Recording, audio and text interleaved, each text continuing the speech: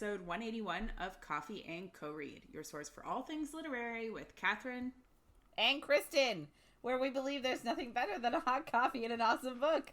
Join us for our virtual book club where we take one book a month and dive into all the drama, adventure, and romance we can find. Hi, Catherine. Hey, Kristen. So,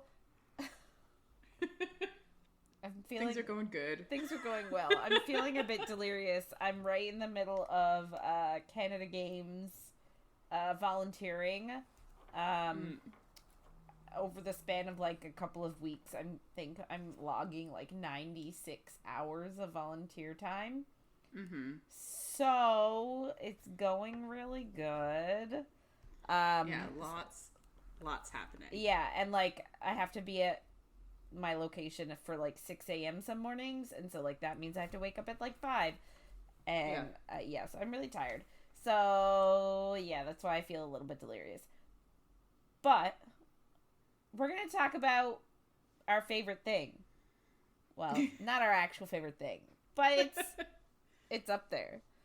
We're just going to talk about like book to movie adaptations today because there have been a whole bunch that have been announced lately. And we've been disappointed in the past by most things when it comes to book to movie adaptations. So we just figured we'd like break a few down at least. And, you know, just sort of get our thoughts on that. And like, I'm not going to lie, I don't have hope for any of these. Solely because A Court of Thorns and Roses broke my heart. The fact that it stopped getting made? Yeah. Yeah. Okay. Because I feel like if it had have gotten made, it would have been terrible. Broken my heart. But like, that's the thing. And like, I feel like I don't understand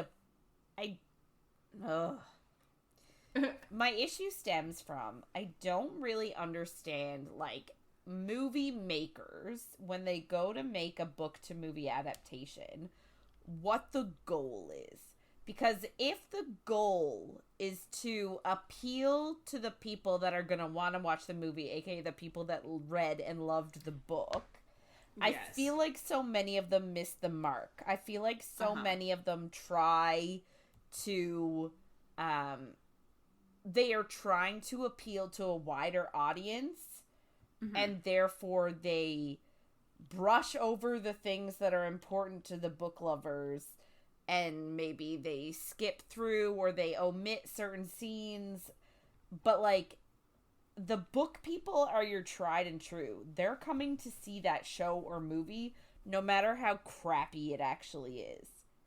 Yeah. They're gonna, like, I don't know if you remember the City of Bones movie, not the TV show, not the Netflix TV show, the movie that came out with Phil Collins' daughter in it. I loved it. Lily Collins. Yeah. And it was... I loved it. Yeah. It was terrible. Oh, it was so bad. But I don't care. I was still so pissed that they did not make the rest. Yes. Oh my God. At least until 3. Like, they could have stopped after 3. Yes, they did do some things in that movie that were kind of interesting, because the book is a bit fucked. The books. But, like, in the first movie, it was like, and they aren't, but we're gonna say they are. Yes, they had so that, like... they had to fix... They couldn't... spoil a thing that we cried about while reading the books, because we were like, what the fuck is going on? Yeah, no, I refused to read further until I solved that mystery. Yeah. But like, so it doesn't matter how bad the adaptation is, the people who love the book they're gonna pay money to see it, possibly more than once. So like, I feel like so many of them are trying to be like, let's expose everybody to this book. Like, no, pay attention to who already loves it and make it for them. Yeah, I agree. I think City of Bones and The Hunger Games, you took me to see both of them before I had read any of the books.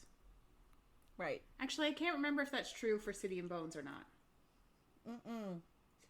I feel had like to have you read read that. it. I feel like you I had to have. Yeah. Because there's no way I got that spoiler and then just, like, read the books and was like, yeah, what the fuck? no. No, I had to have read that one. Never mind. I feel like there's another one, but I can't think of what it is. But Hunger Games, we went and watched it. Wasn't theaters. it Vampire Academy? Oh, Vampire Academy. Yes. Yes. But, like, same thing. That show was shit. The one that recently came out. Yeah, I stopped watching it. It was shit. Yeah. Because it went so far out. Like, it was... Yeah, they're trying to get... It was They're ridiculous. trying to get another audience, and it's like, you need to go for the audience... that already exists. There's already a fan base. Or you wouldn't be adapting these things. But yeah, it does seem like, and I don't know, part of it too, I guess, is that I only see that books are being adapted. Said that weird. Or I only see that books are being adapted on, like, Instagram or Facebook and that kind of stuff. I don't have cable TV anymore, so you're not getting the, like, trailers or anything, but it just feels like they're coming out with so many book to movie adaptations, or it's being announced, and then they just fizzle, or I'm like, oh, wasn't that gonna get made? And, like, maybe I just feel like they're announcing it too soon. Yeah, it's like as soon as they sell the rights to their book, they're like, I'm getting a movie or a TV show. And it's like, can we wait until it's at least in pre-production, like hiring actors, or like at least let's wait till there's a script. Exactly. That's like, well, obviously Avatar is peak that because it didn't happen. No, it was announced. Yeah. But even with like Fourth Wing, I'm like, I don't know where that is, but I feel like that was announced ages ago, and we haven't heard about any actors or actresses or anyone connected to it. So it's like, is it still in the script? Like, I don't know. I just feel like we're announcing things so early that by the time it comes out, I'm just like, not over it, but I just feel like nothing is coming out. Like, I don't remember the last movie or show that I was waiting on, other than, honestly, Shadow and Bone might have been the last one, and I feel like that was ages ago. Well, Vampire Academy. Was that after Shadow and Bone? Yeah. Pretty sure. Yeah. Definitely after season 1 of Shadow and Bone. Maybe not after... Oh, yeah. And then they got another season. Because I actually liked that one. I actually did appreciate the Shadow and Bone adaptation. But, like, that's like... So I'm looking on just, like, Google now. So trust it with a grain of salt. But, like, Quicksilver is getting made into a movie. Oh, yeah. Right? So, Quicksilver is being made into a movie by Netflix, but it's still in the super early stages, and likely won't be released before 2027. Yeah, like, I don't think... ages away. Like, they don't even announce books that are coming out that far. So it's just... I feel like we could... I just feel like it takes away from the movies too, because like people are excited about it when they hear it, and then it kind of fizzles out until you get the next nugget. Yeah. But yeah, Quicksilver I had forgotten, but I do. It's like every single book that is popular, they're like, oh, we got to get this into an adaptation because people are loving it. Yeah. Anyway, I appreciate adaptations so much because I love seeing my favorite books, like, realized. Mm-hmm. But I also feel like they do so many of them so poorly. Yeah. I just feel like there hasn't been any, and it could also be that, like, if you don't have the streaming service that it's on, you're not going to notice that it came out. I'm sure that's happened sometimes, but, like, I don't know. I just feel like it's been ages since one came out that I've heard of. And maybe I'm just not hearing of them. Yeah. I don't know what's happening. But you hear all of these announcements, and I'm like, but where are they? Yeah. I don't know. Yeah. Anyway, so, but... you know, hopefully one of these days there will be one. And, like, I know there are a few, actually, because Hunger Games, the 2 newer books... One of them already has a adaptation, I'm pretty sure. I haven't watched it. doesn't it? Does the Hunger Games? One of the new books has an adaptation. You said you watched it. Oh, yeah. So the prequel, the first prequel that came out. Yeah. That one's an adaptation. So there are ones coming out. Serpents. And The Wings of Night. But I wonder if that's being made into a movie. Serpent and the Wings of Night? Not that I've heard. Ballad of Songbirds and Snakes. Yes. So yeah, that one was put into an adaptation, and now the newest book, Sunrise on the Reaping, has also already been given an adaptation. But, like, it's funny because that book only... They're filming that, though. Yeah, that's what I mean. Like, that book only came out, like, 6 months ago, maybe. And it already has been... It already has a script, a cast, and, like, possibly, like, potentially close to filming it. And that's going to be out next year. So why is it Quicksilver, which came out early 2024, movie was announced December of 2024, and now we're still waiting, like, they're still in the very early stages, and it's going to take, like, them 2.5 more years to make a movie. Yeah. Like, come on, man. Give us what we want. Yeah. I'm sure, like, they probably already had, well, I don't know. I guess they already had it negotiated for another book with Suzanne Collins. Maybe she sent them the book ahead of time for them to adapt into a screenplay, like, before the book was even released. Yeah, she could have. It does seem wild that is being adapted so quickly, because, like, I haven't read it yet, and I'm definitely going to because I love Haymitch. But, like, they already have the games arena, like, is being made and stuff. Yeah. So it's like they could be filming other stuff in the movie, and the games, maybe they'll be filming that soon. Like, I don't know. But it just seems really developed in what they're doing. And I don't know. I just think they're announcing things too soon. Yeah. But yeah. I just want the movies is my issue. I just want to see them. Yeah. And even if they're shitty, like, I loved Vampire Academy. I loved City of Bones. They were both, like, way too, like, teenage movie. Yes. Both of them kind of took that turn. Yeah. But they were still fun. Like, they still remind you of the book that you love. So, like, it's fine, right? So you're like, yes, I'll watch it. Because it just gives you that dose of, like, happy, like... Yeah. endorphins that you want of, like, oh my god, that's my favorite character. You know what I mean? Like, I love that character. I love that scene. Like, yeah. You know what I mean? So you're like, so it makes you happy regardless, even though it's shit. Yeah. So. And that's what we want. Yeah. We just I don't care if it's bad. I want to see it anyway. Which is why movie makers should be trying to target us. Yeah.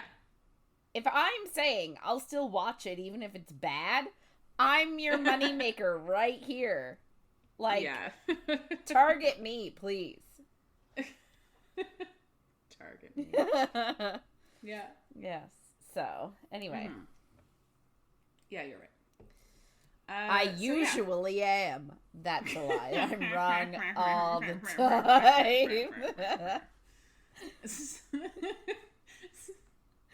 So, just a heads up, this is not a spoiler-free zone, although I think we kept that conversation respectful of City of Bones spoilers. We did! We are amazing. Which came out, like, years 20 ago. to 25 years ago, I feel like, but it's I don't actually know. Hang on. Let me find out. We'll get to our book at some point today. I'm almost there. You got this. 2007. Oh, wow. Yeah. So almost 18 years ago. Yeah. Wow. So. We were just babies. So yeah. It's not a spoiler-free zone and things might get saucy. My god, that means I read it when I was 19 and I was like 19, 20 reading those books and being like, oh no, the 14-year-olds. Oh no. And I got so invested. Yeah. Well, that's what we had. It is what we had, yeah. New adult didn't exist. So it was either young adult or bust. Yeah. We can talk about that next week. Yeah. All right. Sorry. We'll go back. It's not a spoiler-free zone and things might get saucy. And listen, we've told you that 3 times now, so... it's still not going to be super spoilery because I've only read some of week 4. I'm not done the book yet, but Kristen has done the book. Kristen has done the book. But she's not going to spoil it for me. Kristen will. She's not a fucking monster. Yeah, but see, here's the issue. You asked me not... Sir. You ask me not to spoil things for you, and I really do my best to respect that. I ask you to spoil things for me, and you refuse. So who's the monster? That's a good point. That's a good point. So, this is our 3rd week reading Phantasma, and we're reading chapters 23 to 32. Last week... What happened? That's a good question. So last week. Oh yeah, last week. They do a trial with Lust. Yeah. And she's like, "God damn, Blackwell, you're so hot." And it's not Blackwell. No. And then he finds out that she thought it was him, so now he's like, that's who you are lusting after the most in the world, so you're hot for me. And it's like, cringy. So embarrassing.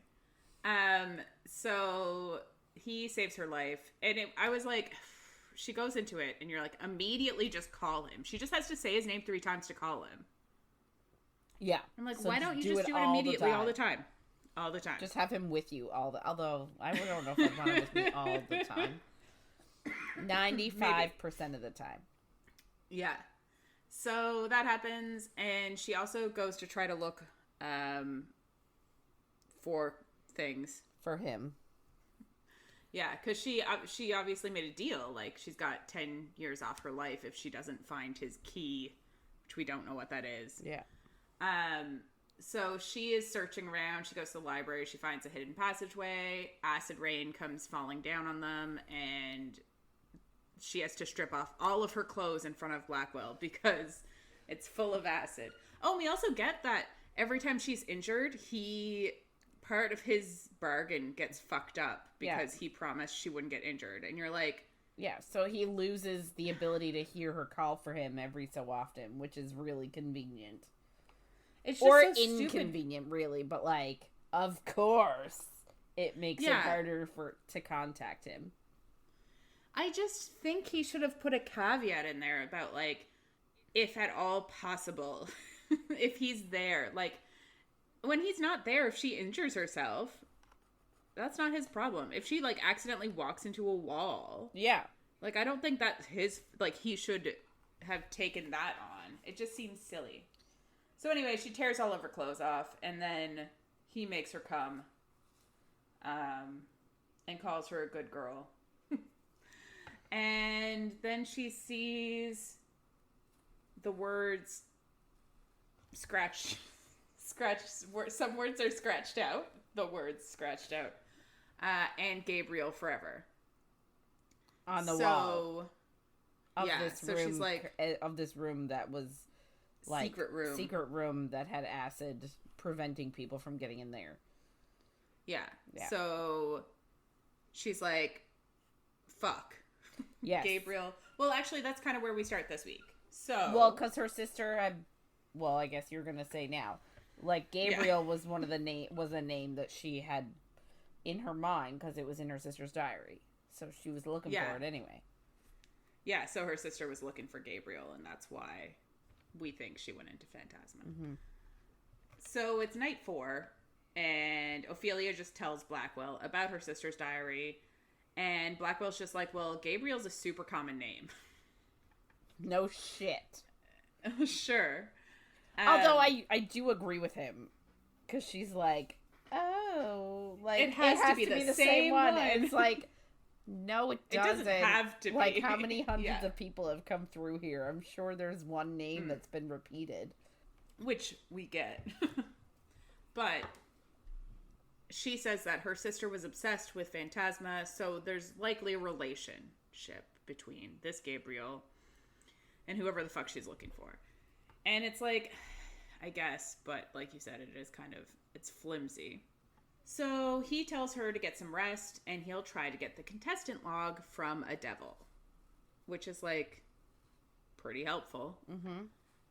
So she gets in bed, and she's wearing his shirt, which smells like vanilla and tobacco, which is what he smells like. How do you identify those two scents from each other? I'm sorry. If somebody stinks of cigarettes, I know that's not what he stinks of. I know tobacco is different from cigarettes. But I find that such an overwhelm. There's no way I'm getting a hint of vanilla mixed in with that. Yeah. It would smell like if you were trying to mask it with vanilla. Like, if you were trying to mask a smell. Yeah. It just... As in, like, I can't imagine it would smell good. Yeah. I don't know. Like, I understand the whole book thing with, like, men smelling like midnight and snow. Yeah. And... or, like... seawater and freshly cut grass. Bergamot. Yeah, and I'm just like, I do not notice that at all. Like, that's ridiculous. Yeah. He smells like a forest and snail. Fire. Snail mucus. I don't know. It just, yeah. Something obscure that, like, if you smell it, you definitely can't identify it, but yet all these women have superior olfactory senses and can smell whatever. Yeah. Sorry. No, I'm the same. It's, like, immediately in a book when the woman's like, he smells like, you're like, love interest, that's the love interest, he's the love interest. He's the one. He's her mate. What one were we reading a few months ago that you hadn't read yet and I had read for this? No, I can't remember what it was. I understand, but I don't. I have to look it up now. Sorry. One second.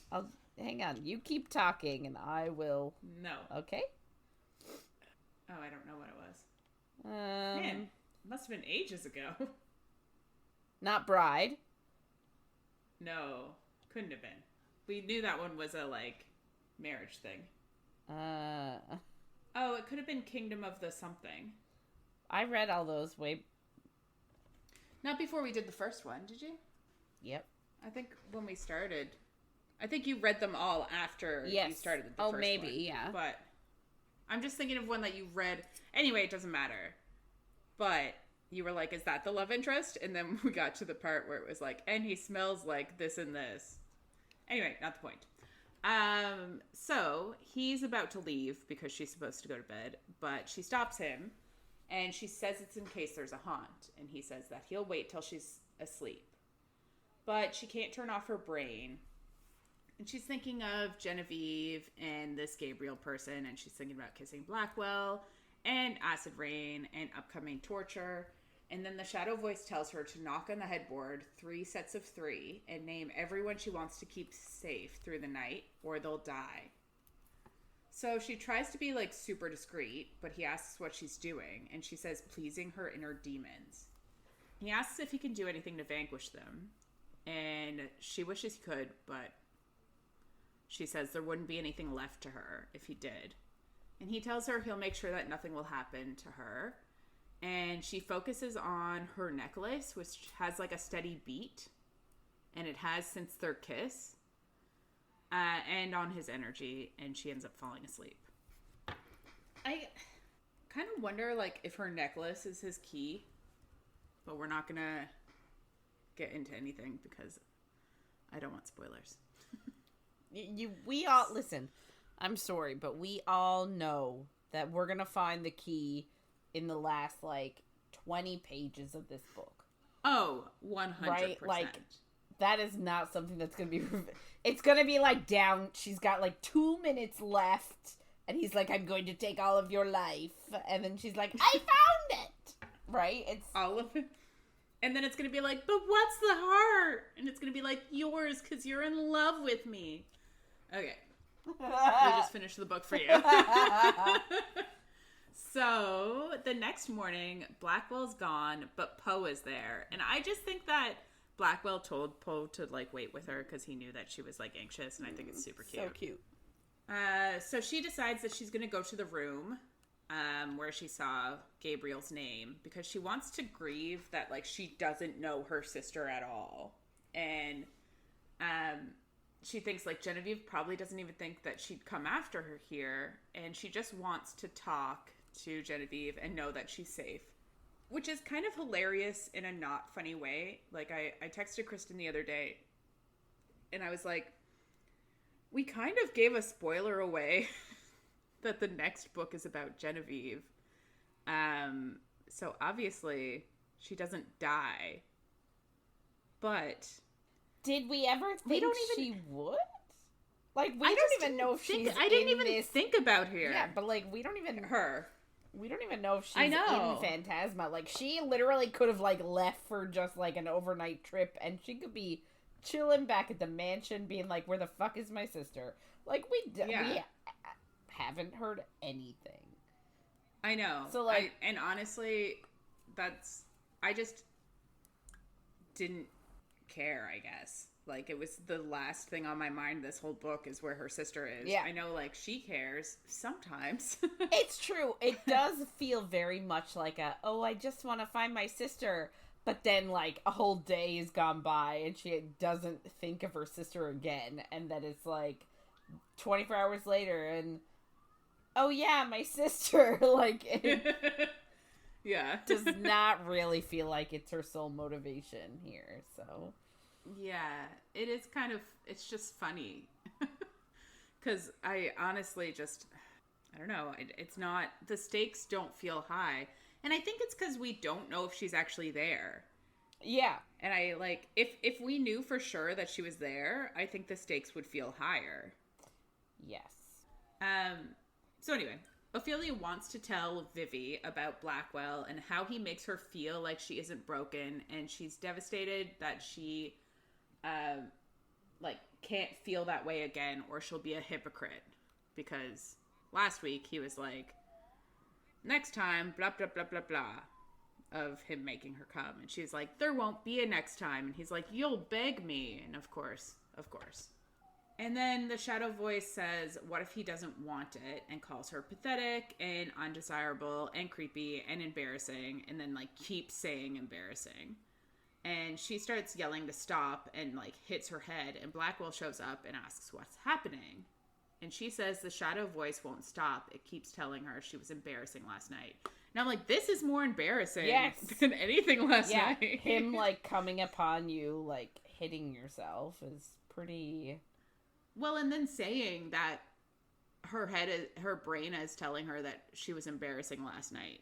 I would... That's embarrassing. Yeah. But he talks her through breathing and tells her that she shouldn't be embarrassed. There's nothing about her he finds undesirable. But she can't accept it. And the shadow voice says it's pretty words from a pretty face. And he asks where she goes when her eyes glaze. And if it's the shadow voice. So she panics because she doesn't want him talking about the shadow voice. And he changes the subject. And we get that he made a deal with Jasper to see the logs. And we don't get what the deal was other than not easy. Whatever that means. Yeah. So they have an hour to wait to get the logbook. And he jokes about, like, well, it'll pass faster if we have less clothes on. And then but then he says, actually, that she needs to learn to use her magic, especially the disappearing part before the next few levels. And she doesn't want him as a teacher and asks what the next level is. And he says a lot of death. And she calls him heartless. And he says until she finds the heart. And she's just like, ha, what a joke. I'm like, does he actually not physically have Like, I know he's a phantom. Yeah. So he's a ghost. Yes. But I'm like, does he not actually have a heart as well? Like, I don't know. Just the way it was worded, I was like, this is something. Yeah. It's tickling the little noodle in my head and saying this is something that she's going to laugh at, but it shouldn't be laughed at. Yeah. So she agrees to train with him. So he is basically able to help her identify her magic, but also, like, he gets close to her and she's feeling it and she's getting butterflies and it's like, woo. He's basically helping her learn how to, like, aim her embers, and he'll turn transparent so she doesn't actually burn him. But she's getting tired, and he's like, okay, now we're going to work on your invisibility. And it's like, if she's tired, how is she going to learn a whole new magic? Well, and especially since she has to do a trial, like, that night. Like, she should probably eat, because, like, she does not eat enough in this She's not eating at all. Entire book. She, like, does not eat. And I'm like, I know that things are happening and you're probably traumatized, but, like, if you have the energy for sexy times, you have the energy to eat something. And you probably 100%. Should, to stay healthy. Yes. Just saying. So, he's going to teach her how to do her invisibility shit. And she says she doesn't know how. It just happened when Cade had a knife. So, he gets a knife and he throws it at her. Which is just like, okay. And her chest turns invisible. And she's like, what the fuck? You can't just throw knives at me. He can if they turn invisible. Yeah. And he's just like, you weren't hurt, so it's no big deal. And then he throws it again. And this time she actually, like, feels how she makes it happen. And then she's just ready and tells him to aim at other parts. And she's able to disappear herself. And you're like, okay, I guess. Yeah, she can learn very quickly. Yeah. So, like, good job, girl, I guess. Yeah. So he tells her that she needs to practice to, like, the disappearing and appearing. And she asks if he knows, like, of necromancers who can do this. And he says no. I think maybe. But Jasper shows up. And we're like, what does he think? Yeah. And why don't they have this conversation again after they get the book? But no. They don't. And it, like, no. Is it ever brought up again? I don't know. Yes. Oh, okay. Yeah. So Jasper gives them the book for 24 hours and says, if anything happens, she will be the one to deal with the consequences. Oh. And we're like, what does that mean? We don't even know what deal he made. But she just agrees. She's like, okay, cool. She wants the book, I guess. She is just, I'm sorry, I just find her too quick to agree to anything. To deals? Anything! She's like, just, yeah, sure, whatever. She just goes for it. Yeah. It's something. So Ophelia says that they should start at the end of the book because Gabriel can't be too old and Genevieve wouldn't have anything to do with the paranormal. So, like, he's definitely not staff. I'm like, I guess. Sure, whatever. Like, there could be staff on staff that have only been staff for a couple of years. Like, they don't know. Yeah. Maybe somebody only died last year and they've already been recruited. Like, yeah. It's just their process of elimination is not sufficient in my brain. No, but I guess, like, what else are you going to do when you have this giant book? But yeah, that's true. Well, I guess, like, safely they can say that, like, he's not from, like, the 1600s. Like, how would she know about someone who's, like, 400 years old? Yeah. So the bell rings for dinner and for a task, and he tells her to summon him immediately this time, which I've been saying in my head every fucking second that I've read this book. Yeah. So she walks down the hallway and thinks this estate could be beautiful, and a vision comes to her. And I'm like, what the fuck is going on? Is this Kingdom of the Wicked? / the next one after that when she's actually seeing the visions? But there's a vision of her sneaking into a hallway after a dance, and Blackwell pulls off her gloves and her dress, and she's just standing in front of him with a ruby choker on. And I'm just like, is this something from a past life? Like, what the fuck? Is she just having fantasies? Who knows? So she walks into the dining room, and Cade is there. No, she walks into Cade. Never mind. Not to the dining room. She walks into Cade. Okay. And he just calls her a bitch. And he says he'll be the last one laughing. And she kind of worries, like, if a task allows people to gang up on her, they might. And I was like, oh shit, that's what's going to happen. Yeah. And it doesn't yet. Not this week. So she goes to the dining room, and Lucy waves to her, but most seem equally leery of Cade as they are of her, except for his two friends, Beau and Eric. So she's anxious, and she thinks kissing Blackwell was a mistake. And probably. It's always a mistake. Yeah. But we wouldn't have good romance books if you don't make mistakes. So, Devon, a devil in gold with hair that goes to the floor and a devil's mark of spikes on their arms, appears, and we get the clue. Above a fiery abyss, your gilded cage must rise, but when it does, others will dive. Golden weights around your chains, greed's alluring song, a dangerous game. A sea of temptation, a choice to unfold. Decide if your life is worth its weight in gold. Which is interesting. And we also get that, like, somebody out of them tries to write it down, but it fades immediately, which is kind of fun. Yeah, it's like, it reminds me of when I was a teenager trying to write notes on the board, and I was super slow, and the teacher would erase them when she was done, and I'd be like, I'm not done! And she'd be like, oh, yeah. Don't care! And it was really bad. Yeah. Yes, exactly. Before, you could just get the presentations. We also get that there's 17 of them left. I completely forget how many of them started. Was it like 30, 25? I don't know at all. Early, like maybe 20 odd, like a few more than 20. Yeah, I just feel like it's something I should have remembered, and I absolutely did not. Every time they told me the number, I was like, yeah, makes sense. It's like, okay, bye. So she thinks she needs to summon Blackwell immediately.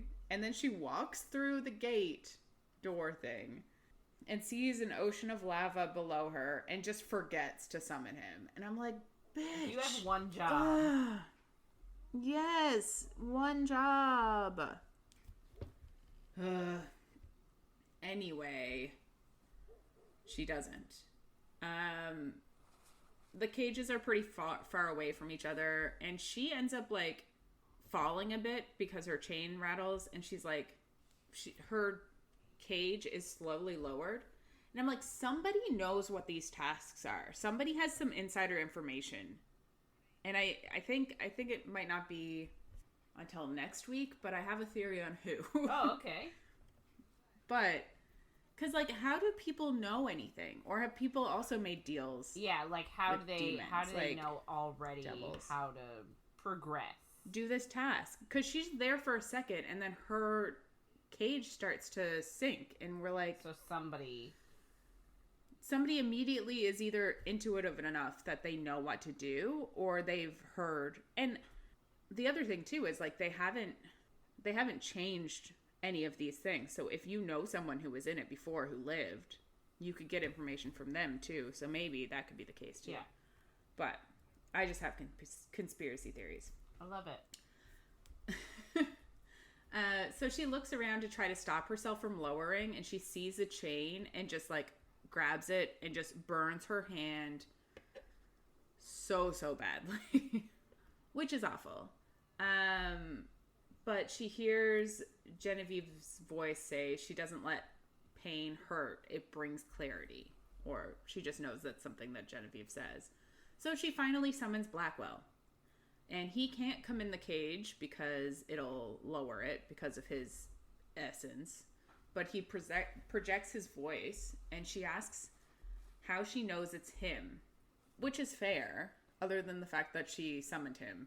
Yeah, but, like, I guess she's feeling very nervous after the last task. Yeah. And, like, how someone, like, it was just an illusion that he was there. Mm-hmm. So. Yeah.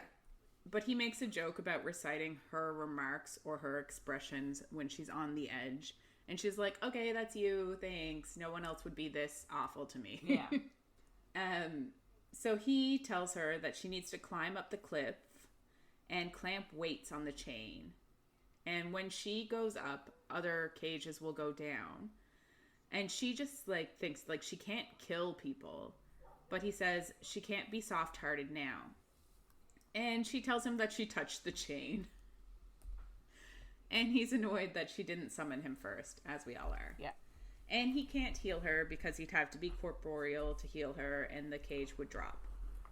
So she just has to climb using her completely destroyed hand. So she does. And she finds a giant gold weight that she has to kind of dig up. And she brings it to the chain and clamps it on. And he praises her. And it keeps her going. We're like, she has a praise kink. Yes. And part of the... I find it really hard to picture this scene. Because, like, in my brain, she's in, like, a bird cage that's, like, built for her size. But then also she's trying... How is she climbing the side of a like cliff, and then also in the cage, and then also digging gold like bars out of the cliff face? I find this a very hard task to picture. Yes.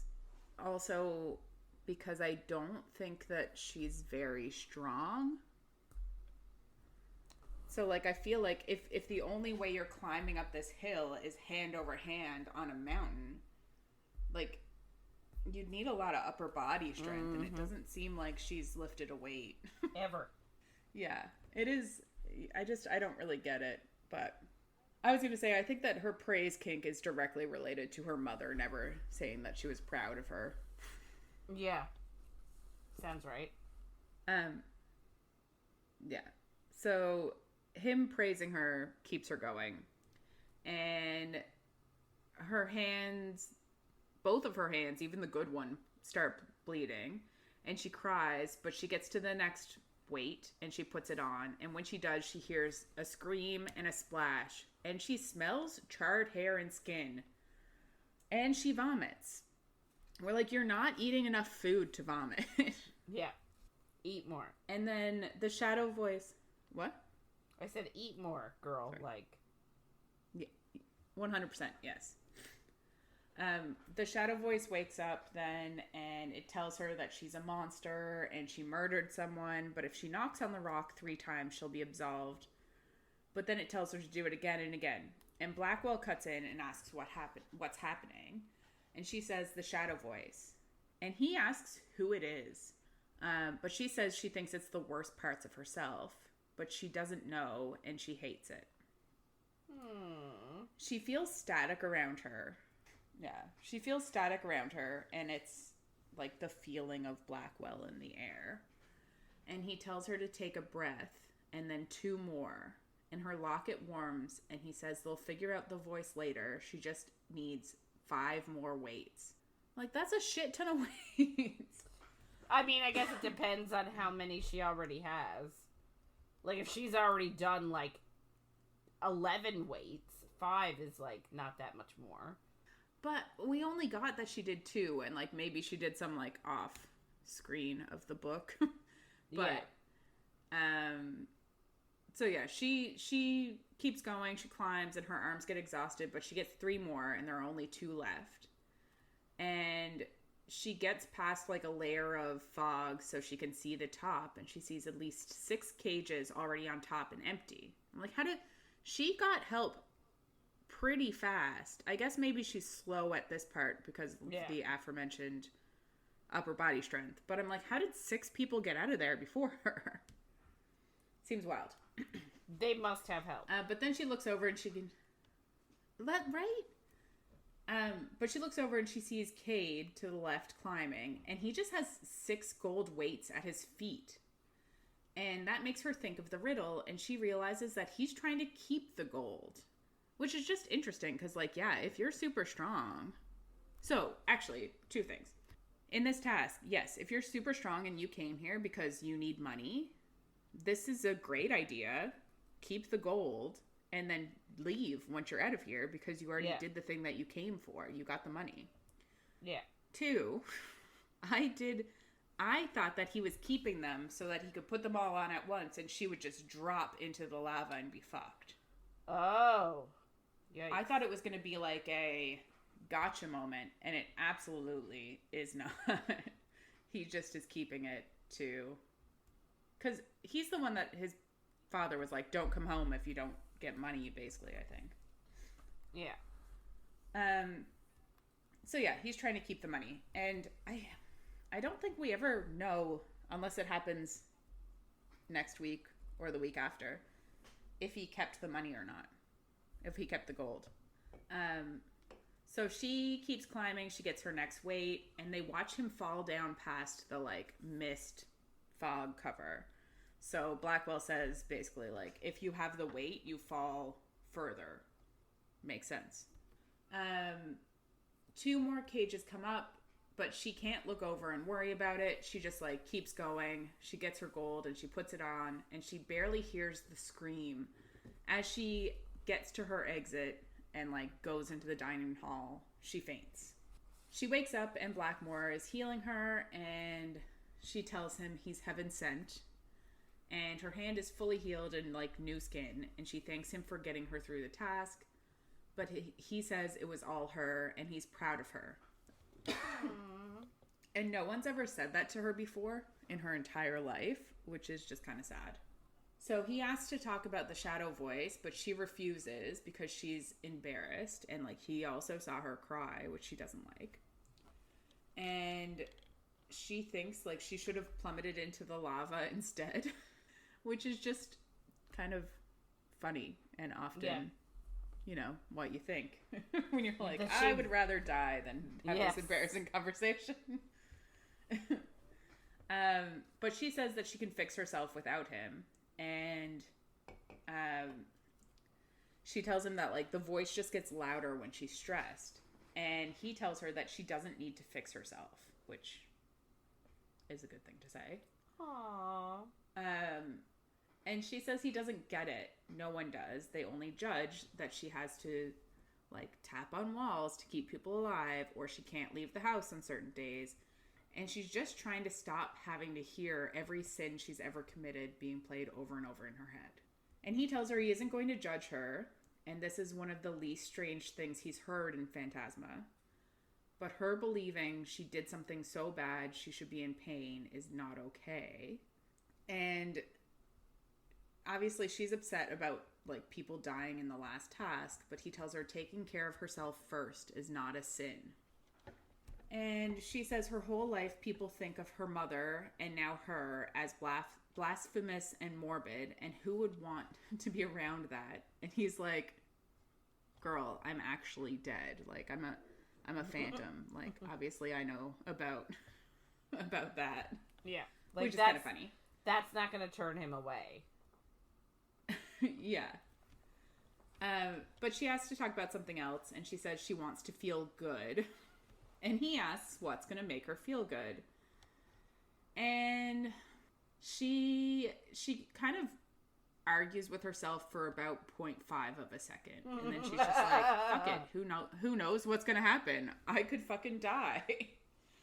And she's just like, I don't know. It's just very quickly went from I'm never going to beg him to, and also they're in the hallway outside of the dining room, and he asks her again, and she just kisses him, and then he takes off her corset and starts unbuttoning her dress, and I'm like, they're still in the hallway, but okay.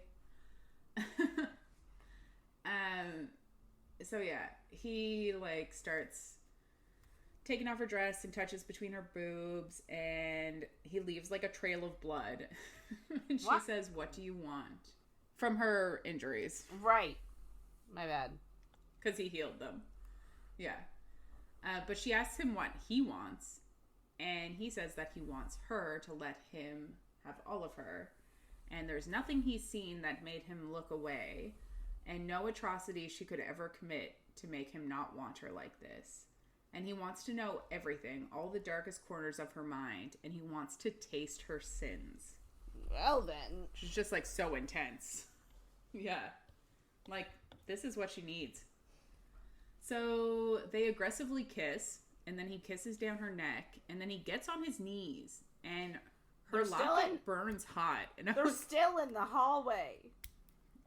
Yes. But also her locket burning hot. I'm like, her locket loves him on his knees. Well, like, I guess. Yeah, why not? Yeah.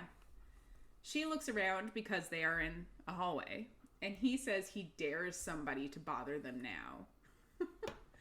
And she asks what he's doing, and he says tasting. And then he pulls off her underwear. Oh my god. In the hallway! Like, in the hallway. I feel like when I read this part, I did not realize that they were still in the hallway. So now they were in the hallway? I'm quite scandalized. Propriety be damned. So she feels a dark gaze on her, and she thinks it's the same one that she felt when she first met Blackwell in the graveyard, and when he was paranoid that someone might hear them. And she freezes and kind of looks around, but she doesn't see anything. And he instantly, like, reacts to that, and he's like, "Whoa, is something wrong?" and asks if she wants to stop. Oh. Because he's a good guy. What a green flag. Yeah. And she tells him not to stop. And I'm like, you're still in a hallway. Just go to your room. And also, so can I be honest and say that this reminds me of, kind of reminds me of a book that I read a little bit ago. And you might know it. So, we discussed a book the other day, and you said you read this. Oh, yeah. So there's more books in that series. So I read the next one in the series, and in it, the girl is in her bedroom, and she's like giving herself. She was really worked up, so she decided to like help herself out, and then she could feel somebody watching, and just decides to put on a show, and like she has a voyeur. Is it Twilight? Not quite. But yeah, so she's got like a voyeur, but it makes her feel hotter. So like this is just sort of reminding me of that. It's like she's like, "Oh, I can feel somebody watching us, but don't stop." You know what I mean? Yeah. It's like maybe she likes a little bit of voyeurism. Yes. Yeah, it does feel like this is maybe this is why this is a dark romance, because they make out in a hallway. Not make out. They oral in a hallway. But yeah. I just want to say the book is called Sweet Berries. And, like, it goes so far that the girl is, like, masturbating in her room, and then the guy, who is a Mothman, and has a, I'm gonna call it a what do you call it? The proboscis? Like, the tubey thing that moths and butterflies have to suck up nectar that's super long? He has that for a tongue. Good. And from outside her window... Oh, no. Oh, yes. He uses it on her and helps her out. And I'm like, I feel like this is a consent issue, but like she loves it. She's like, I was just gonna say, it's for sure a consent issue, but at the same time, she like sort of has an idea. She doesn't know exactly what's going on.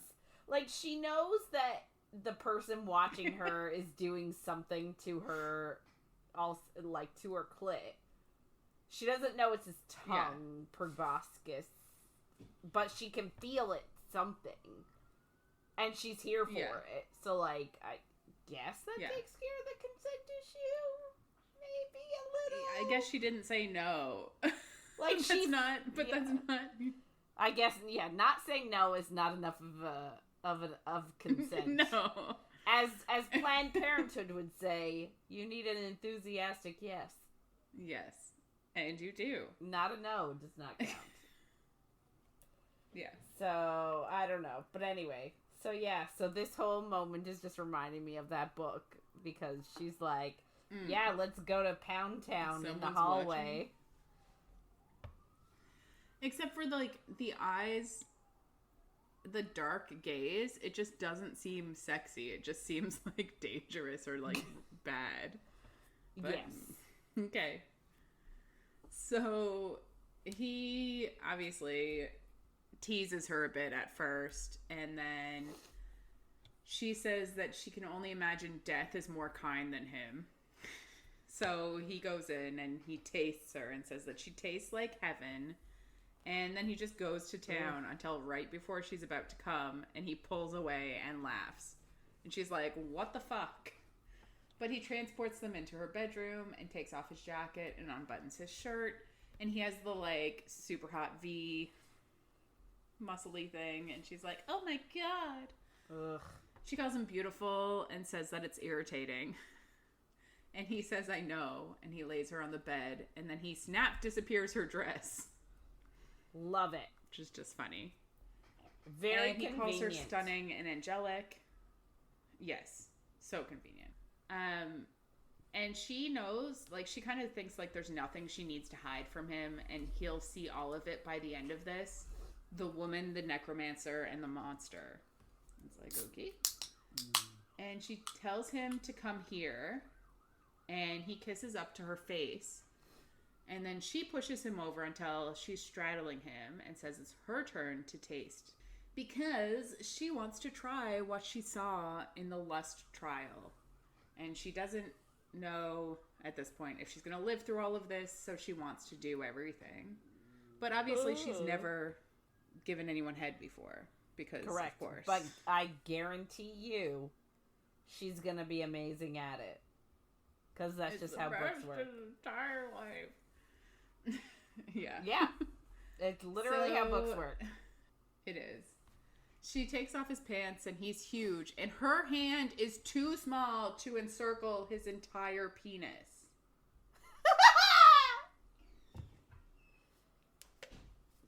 I mean, Coke can. Like, your hand cannot encircle a Coke can.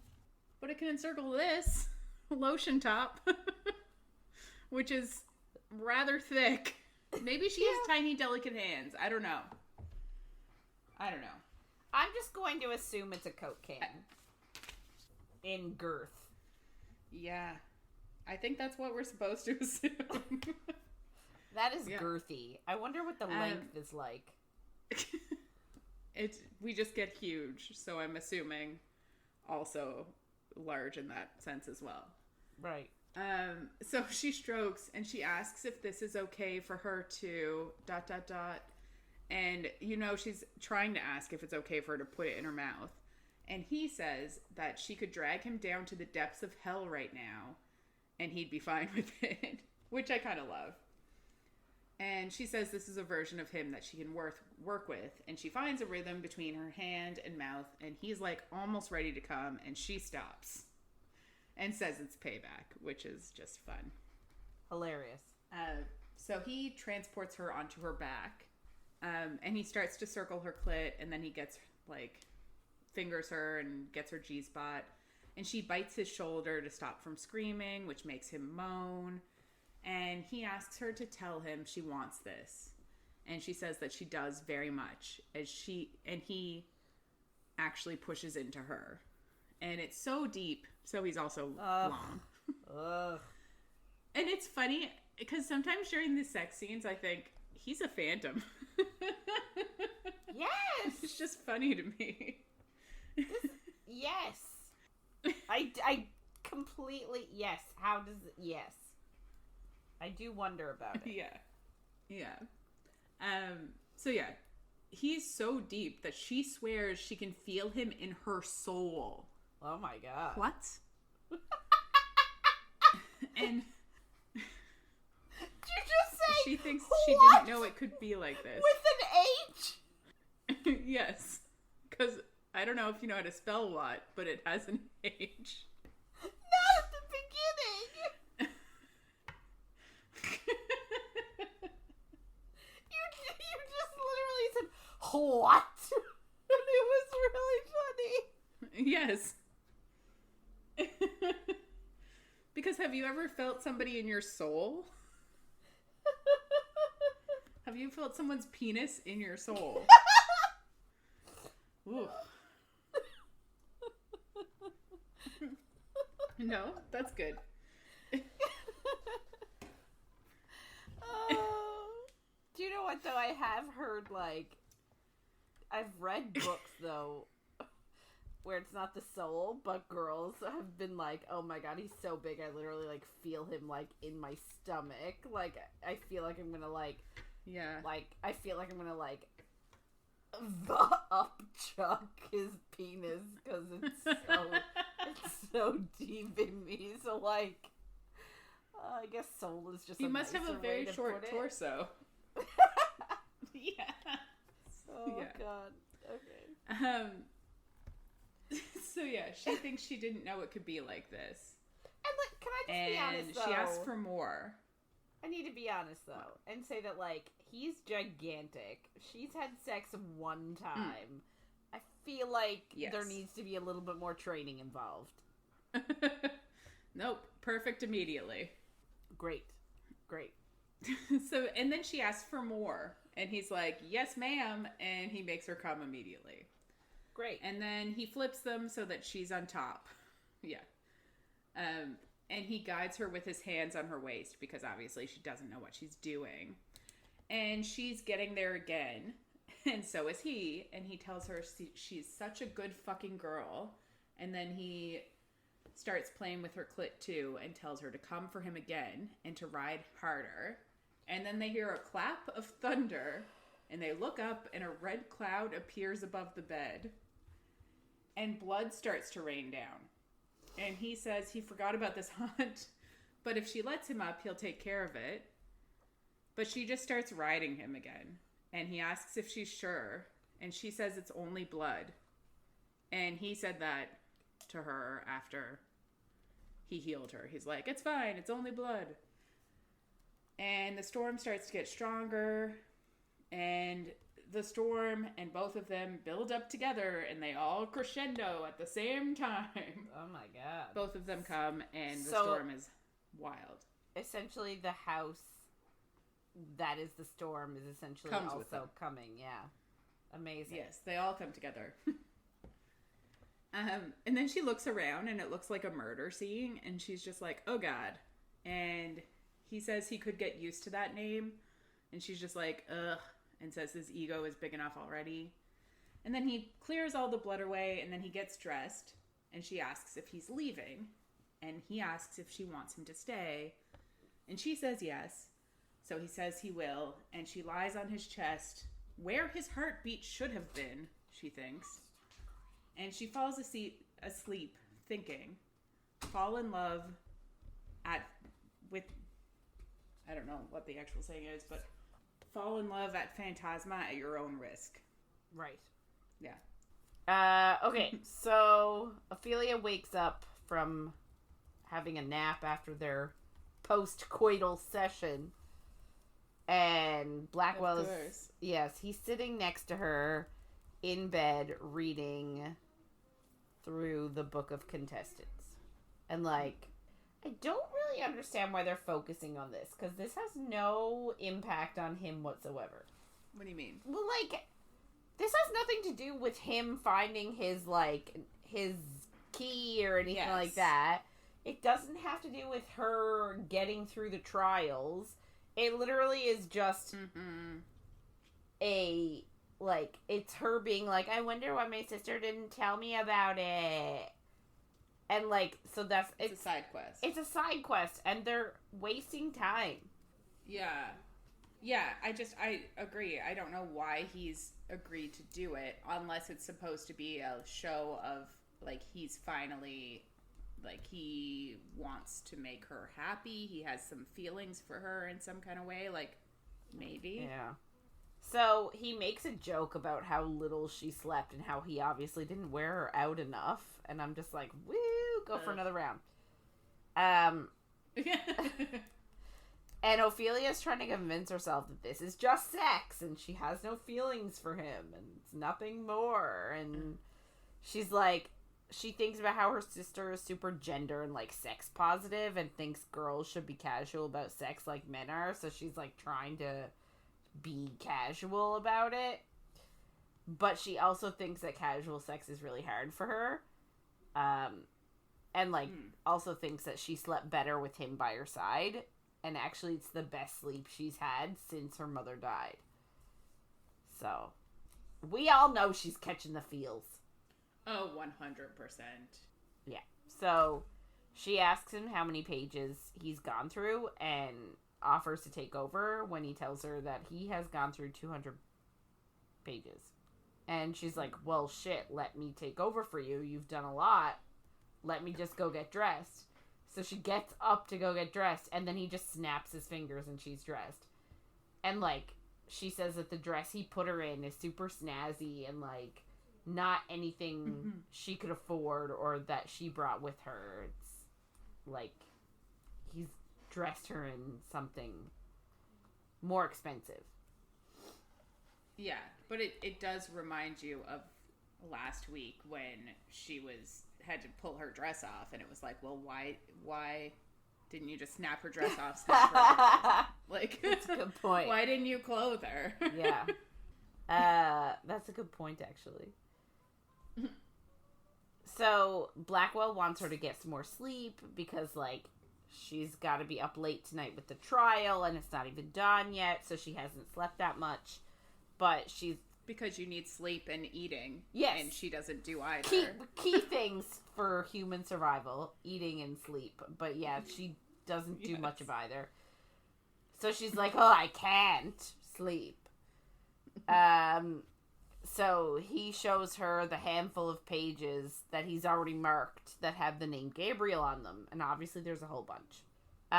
So she hears screaming. And Blackwell's like, yeah, there's a haunting on the go, but don't worry, I've already dealt with yours. And she's like, oh, cool.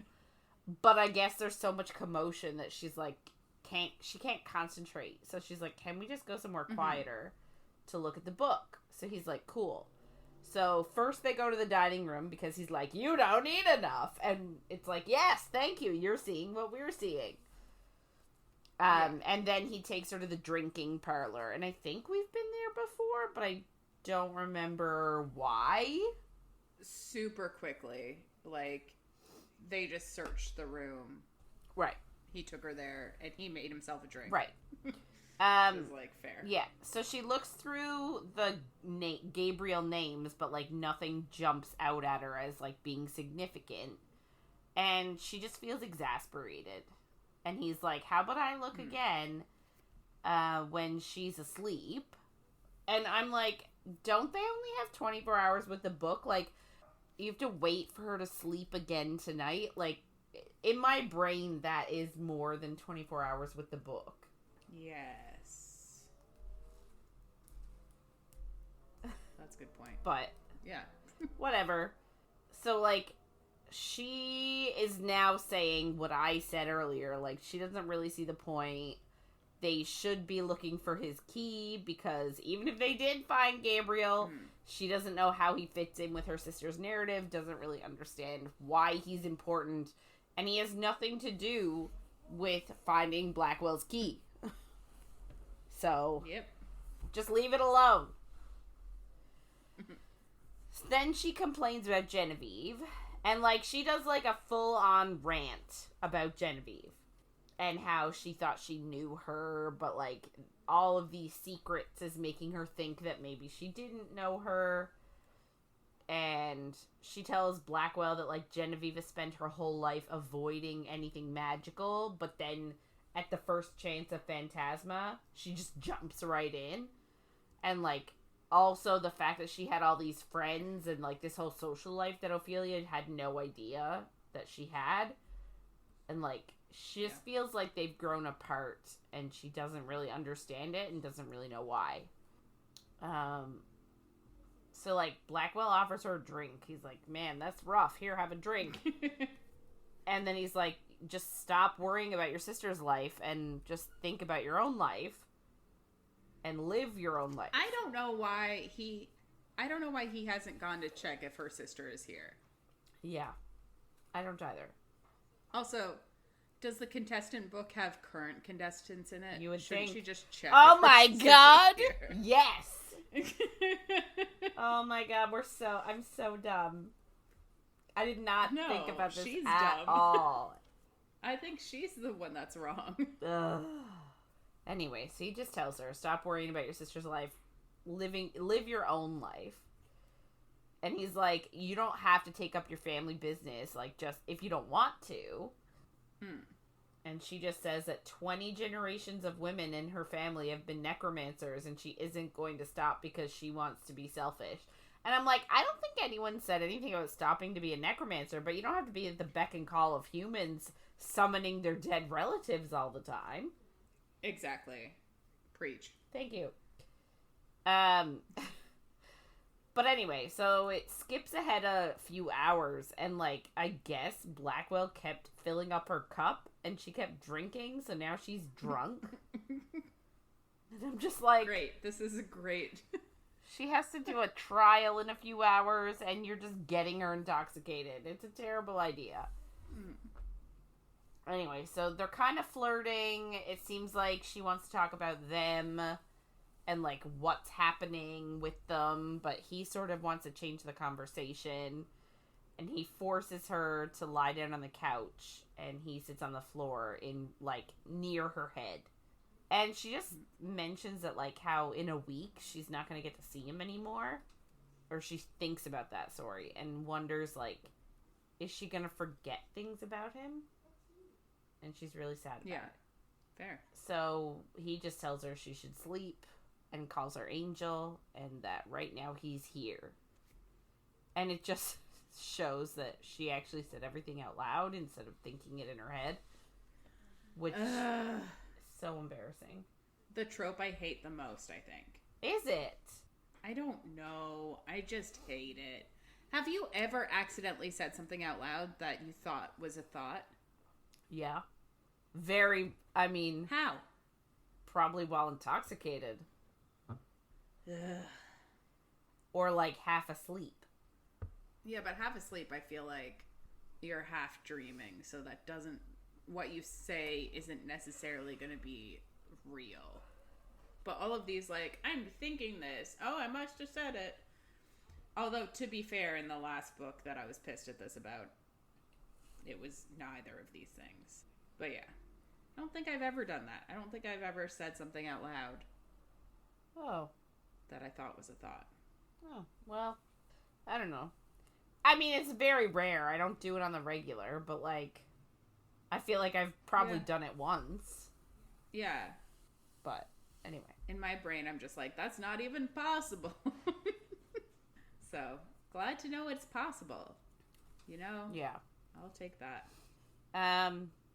Anyway, so night 5 at Phantasma. Like, and I'm wondering, they go by nights, right? So, like, this is night 5. It's not day 5.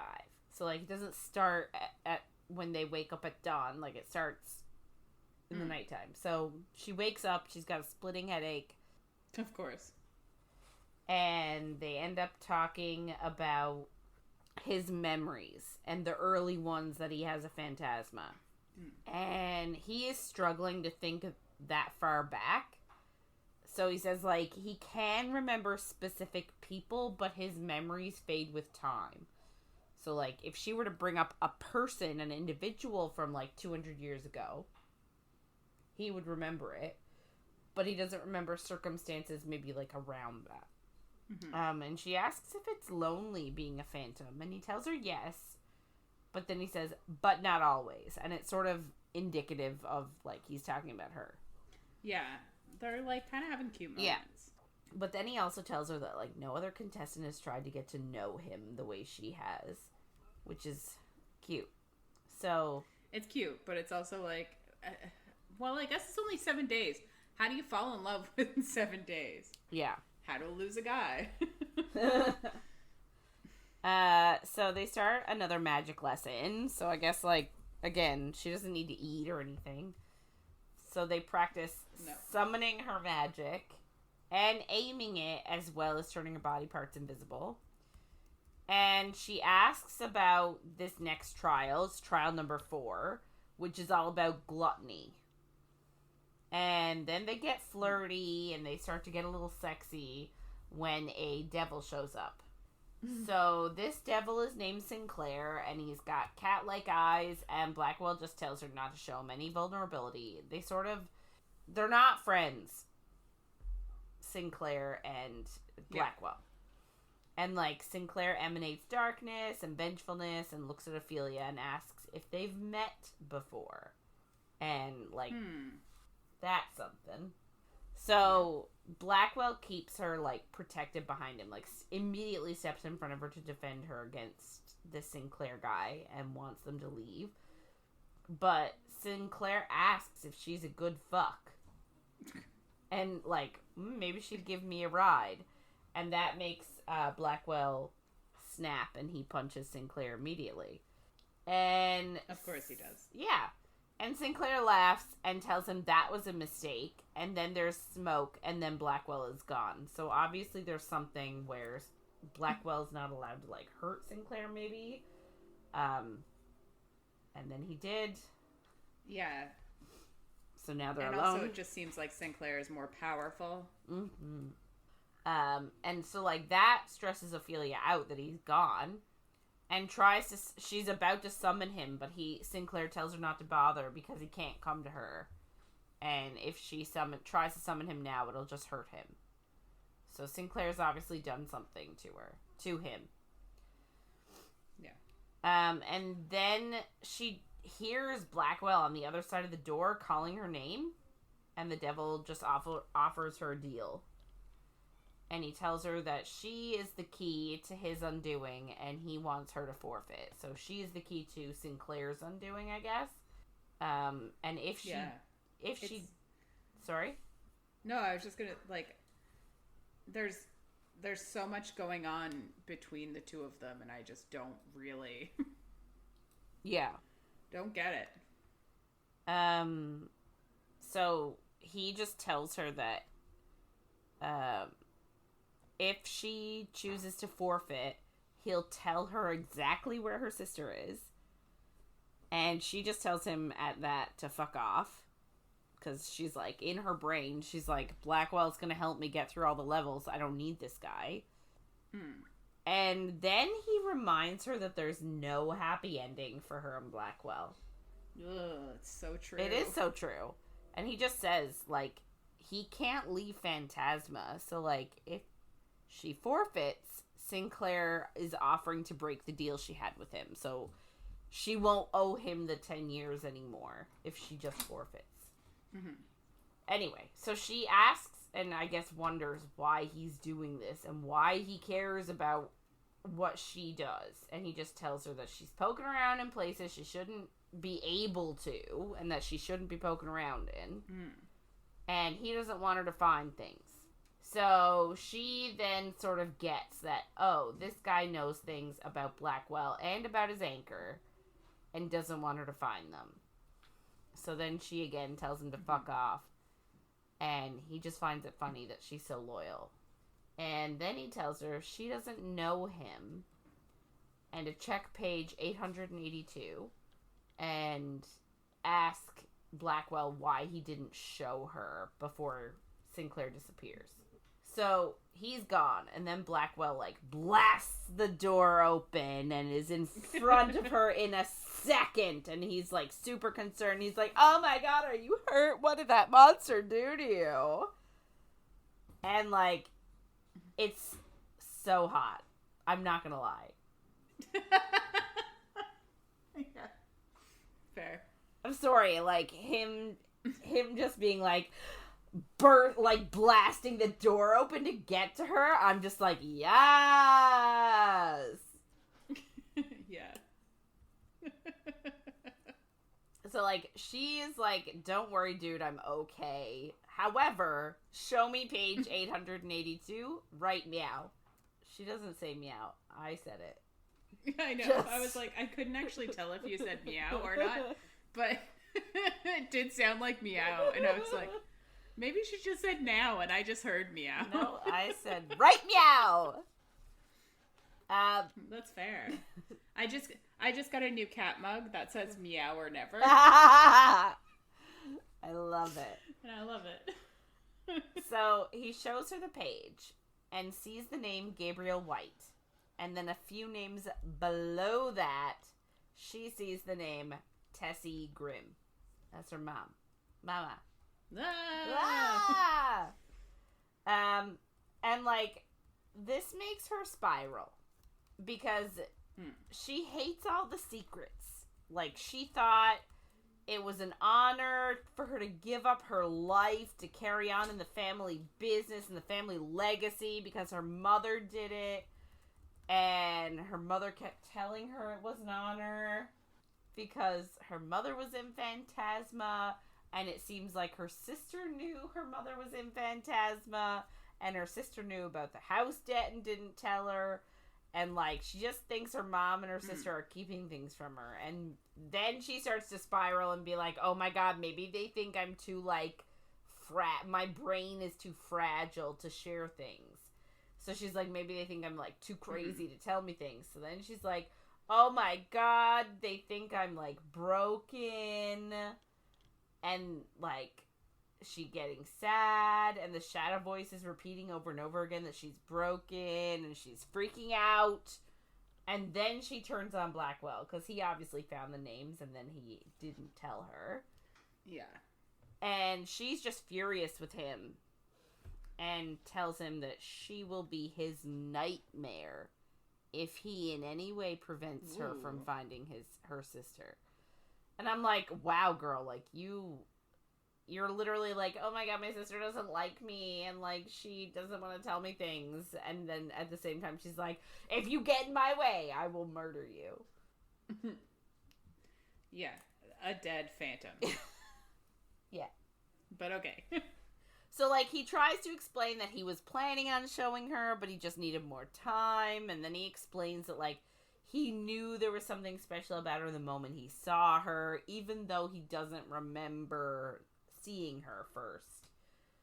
But, like, he was enamored with her even then, and, like, something about her calls to him. He giving her all the compliments.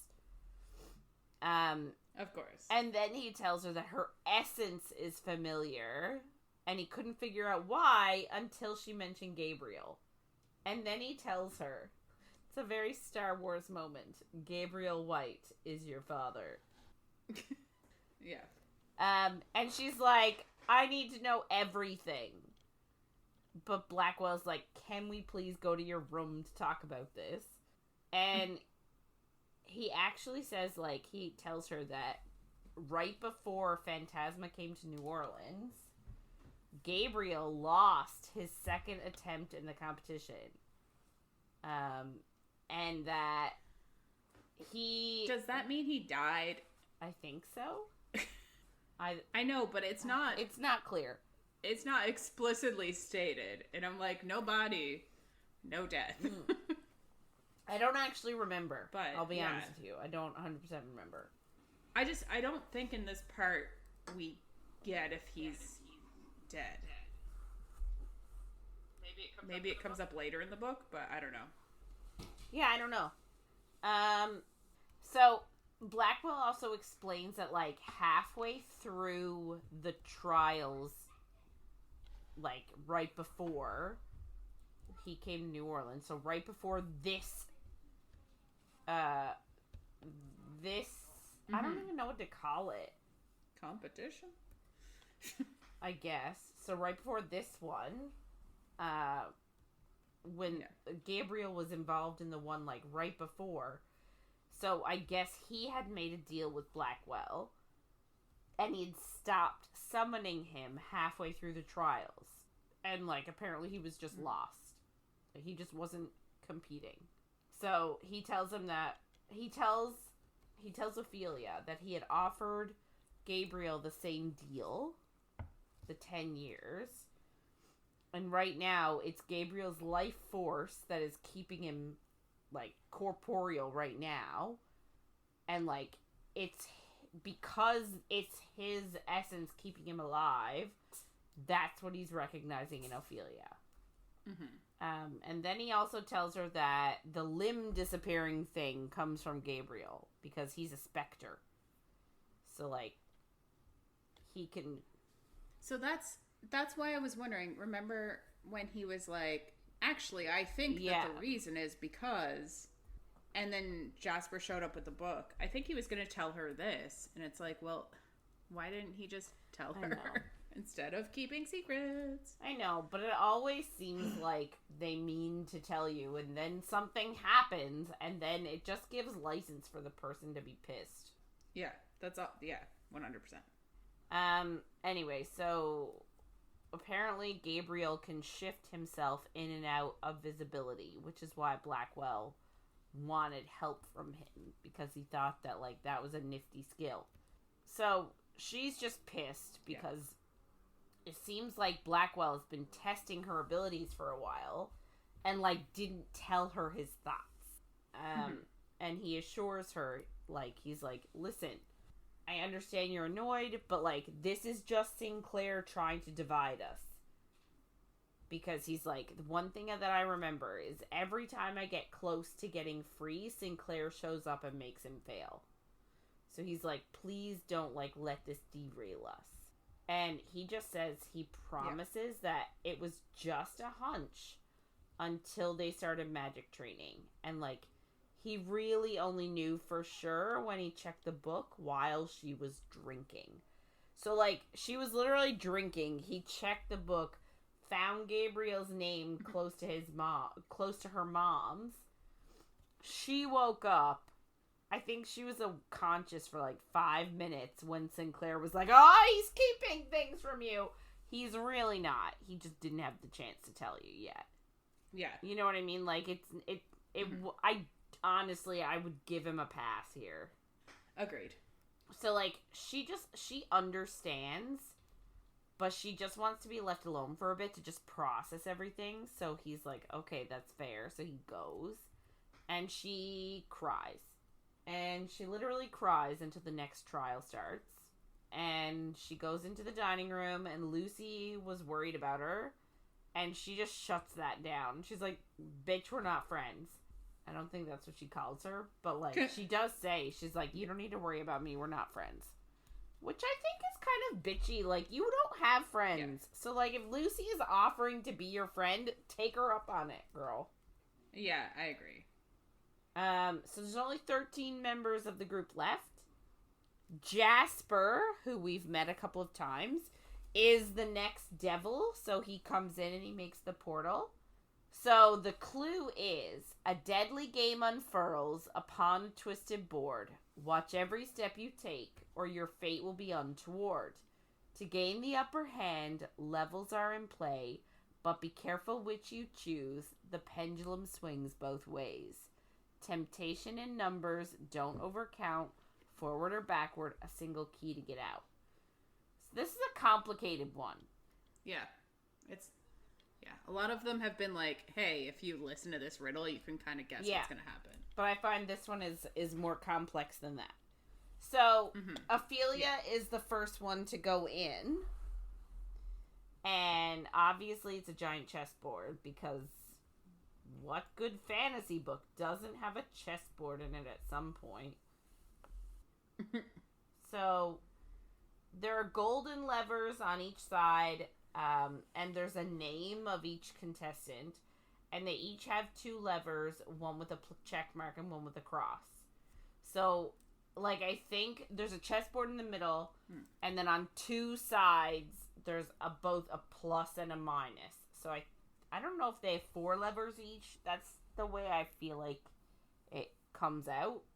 I don't really get it that much, but I find this bit confusing, and like I find all of the trials get quite confusing. I don't know if it's a writing thing where the writing is just not clear enough, but I do find there's a slight confusion there. Anyway, so she tries to move, but she can't. And eventually, like, all the other members show up. And this is a first. They usually compete alone. It's like them against the trial, whereas right now they're all together. And then collars appear on all the contestants, and chains snake their way towards each lever, attaching to them. And, like, I think it just means that each contestant can only move along their path. So they can only move, like, I guess, in a straight line. That's what it seems like. Yeah.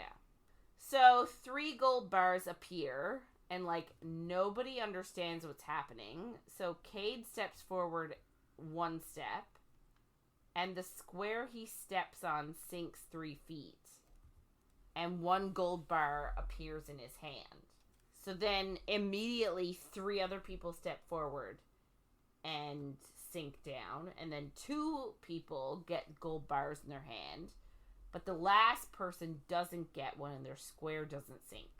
But then a pendulum releases and almost cuts the girl's head off, but she's quick enough where she just like lays flat on the board, and the people that had their square sink don't have to worry because they're low enough that they don't have to worry about the pendulum. So it seems like the first 3 that were quickest to move have an advantage. So the pendulum nicks the girl's back, so she just crawls forward to get out of the way. But when she gets on the next square, it triggers another pendulum, and as she's crawling across this chessboard, she triggers more and more, and they keep swinging lower and lower, and they're all swinging in different directions.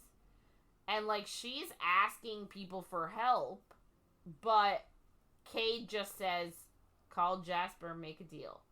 And she actually does, because she just feels stuck. So she does, and she disappears, but all of the pendulums are still there and still swinging. So the 4 gold bars appear, like 4 gold bars appear the next time. So we just saw 3, but now there's 4. And I guess everybody is like, oh, it's good to have those. So they all go for them. Cade tries, but he misses out. And when he crawls along the chessboard, he's setting off a ton of pendulums. But, like, he doesn't care because obviously pendulums swing across the whole board. So other people are feeling the wrath of these pendulums, but he just doesn't care. He army crawls across the whole board, putting people in danger. And, like, the game sort of just continues like that until Cade reaches the end of his board and gets to his 1 set of his levers. And Ophelia sort of realizes that the space by the levers is a safe zone. So, like, once you get off the chessboard and into the safe zone, you're not going to get hit by the swinging axie pendulums. So she's like, well, shit, Cade's safe again. So he pulls his lever, and then he pulls Ophelia's cross lever, so her bad lever. And then his chains. Which, like, but this is why I kind of was like, does he have some knowledge of what's going on with these trials? Because, like, how did he know to step out immediately? How did he know to get across? Like, I don't know. I just feel like he knows something, but I don't know if we ever get anything about it. I'll be honest, when I read through it, I just thought this was a part of his personality. Just, like, quick to go and not to think about the consequences. I don't know. I just feel like if you're going to give somebody...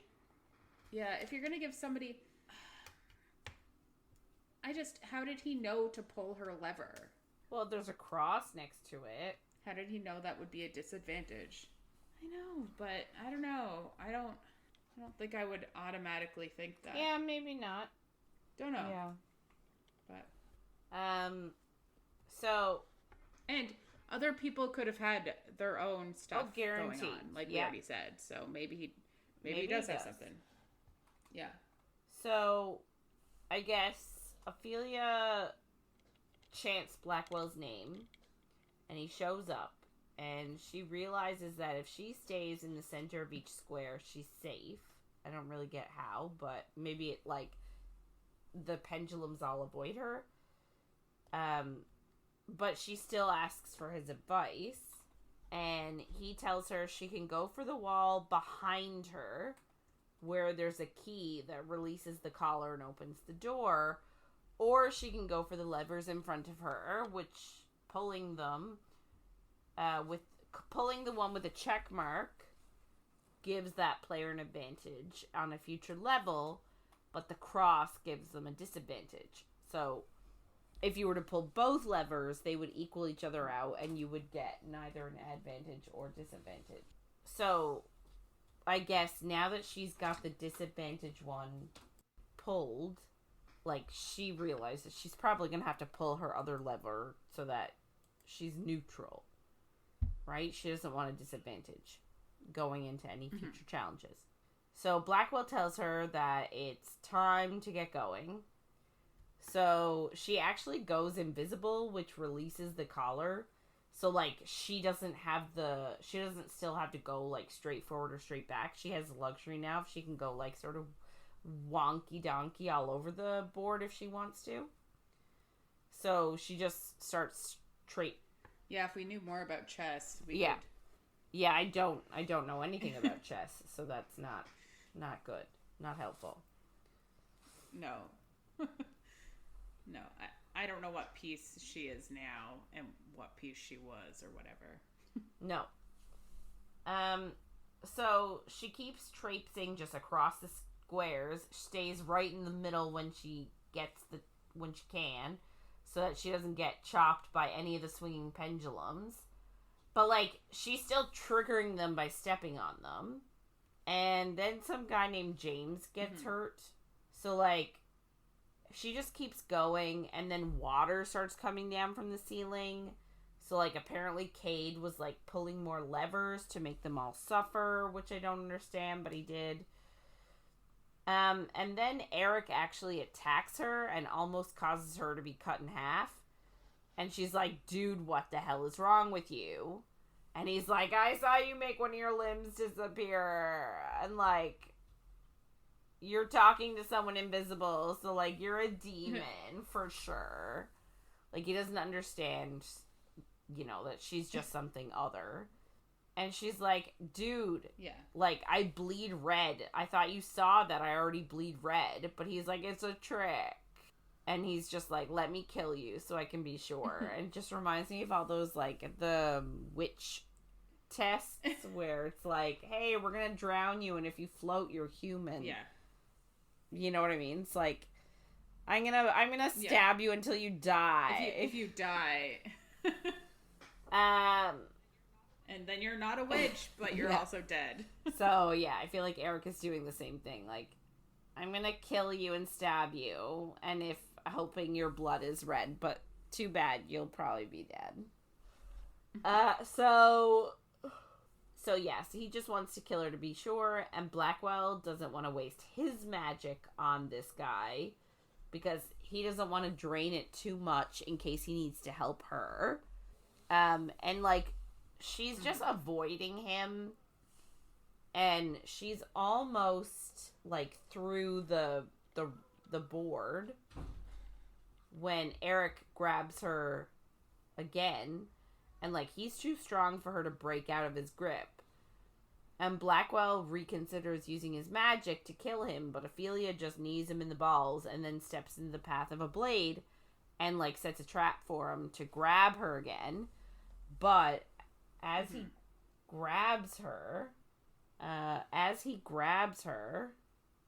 she goes invisible. So then there's, like, a pendulum saw right in the way, and it doesn't get her because she's invisible, so it just gets him. So he dies. And she gets his blood all over her. And this causes her to, like, freak out because she legit, like, actively caused someone's death. So she finishes the board, makes it to the levers, and she goes over and pulls her own check mark to neutralize the cross that Cade did. And then 2 ball and chains appear around her ankles. And, like, a huge one comes out of the ceiling for the board. Oh! I get it. Okay, so I wrote in my notes that I finally understand the game now.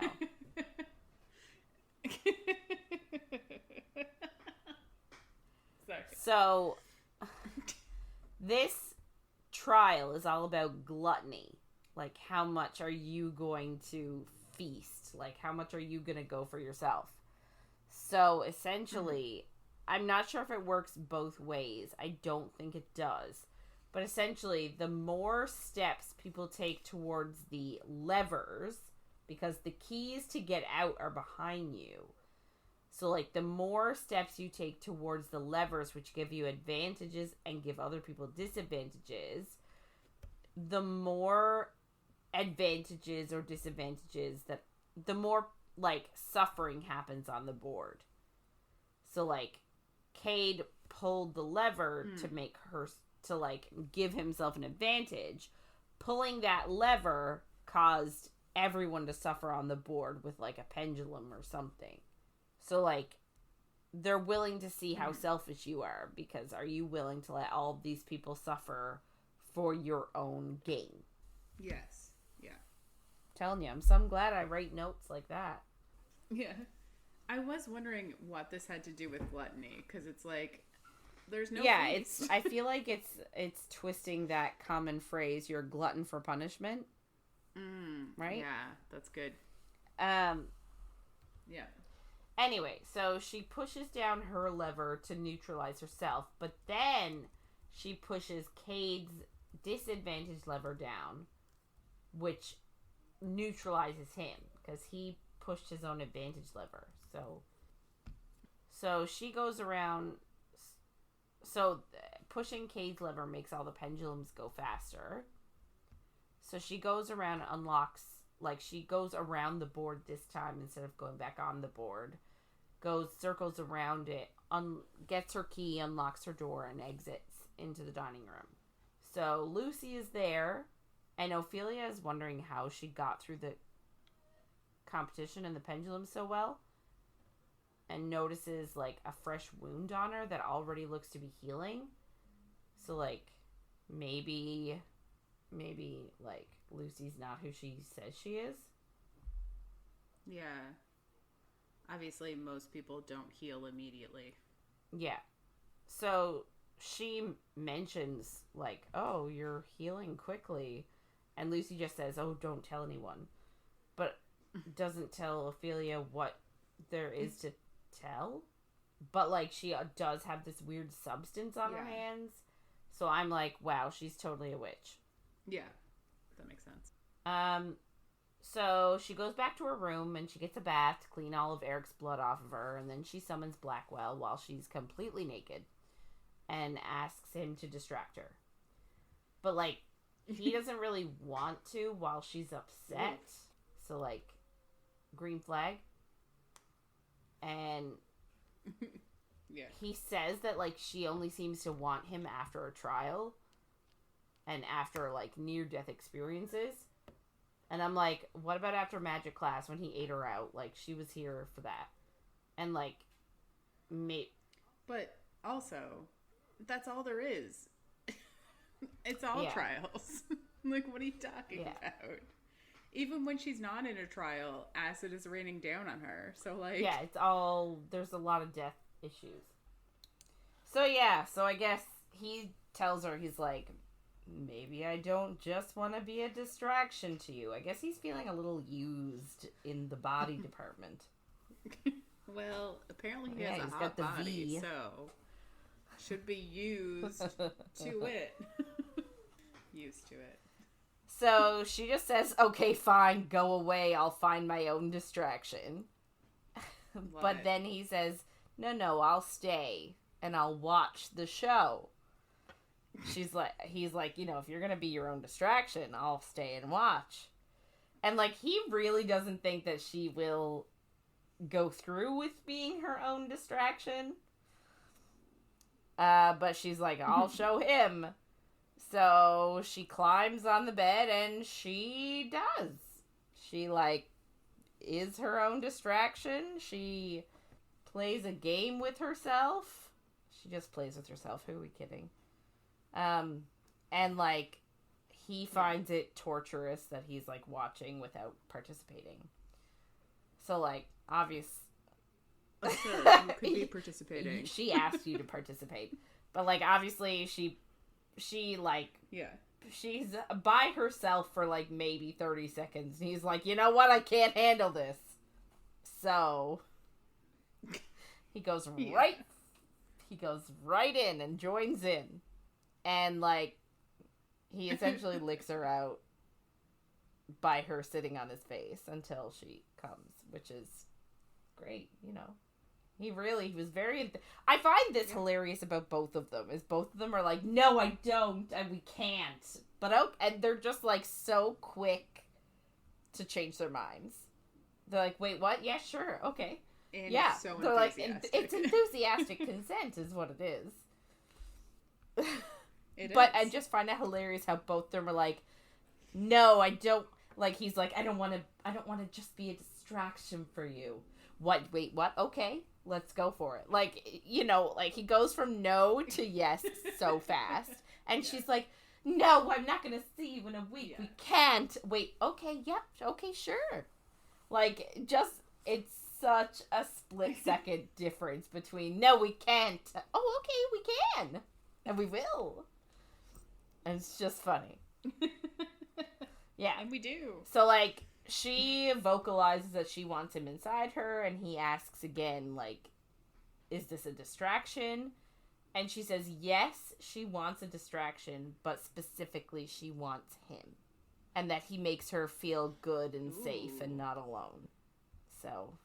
This is getting into the feelings territory. And he likes that.